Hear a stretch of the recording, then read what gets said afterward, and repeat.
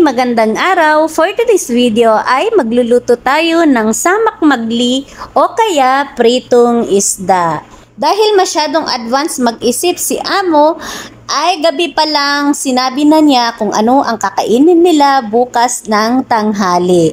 At dahil masunurin tayo at dahil advance din tayong mag-isip ay gabi pa lang ipiprepare na natin ang ating isda. Nag-defrost nga ako dyan ng isang malaking isda at hinati ko lang sa gitna.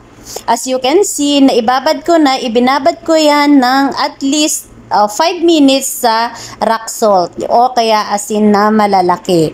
Pagkatapos nun ay hinugasan ko at lalagyan na natin ng pampalasa. Ito yung mga spices na ating ilalagay. Maglalagay lang tayo dyan ng garlic powder, ginger powder, maji powder, black pepper powder at paprika powder.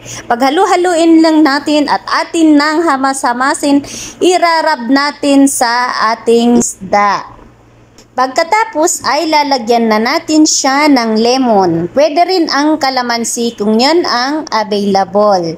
Tansyahin nyo lang kung gaano kadami ang iyong ilalagay dahil kasi dyan sa akin ay malalaki at matataba ang isda kaya dinami-damihan ko na. Ayan, pagkatapos nyo nalagyan ng lemon ay atin nang tatakpan at ilalagay natin sa fridge para kinabukasan ay ipiprito na lang natin. At kinabukasan nga pagkatapos ng mahaba-habang tulog ay atin nang ipiprito ang ating binabad na isda.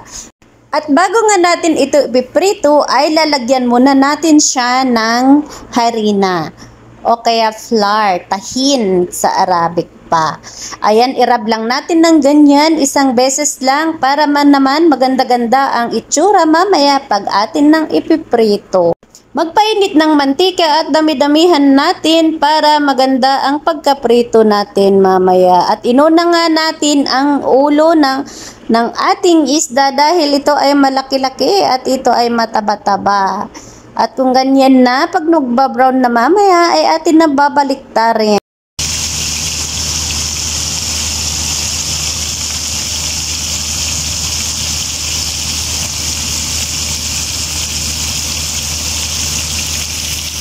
At sa same na proseso ay isusunod na natin iprito ang buntot ng ating isda. At ayan po ang itsura ng una nating prinito. As you can see, maganda-ganda na ang itsura niya. Ayan. And fast forward, ito na ang ating samak magli or ang ating pritong isda. Malasa-lasa at maganda-ganda ang itsura niya. Sundin lang ang proseso para maganda-ganda din ang kinalabasan. Salamat!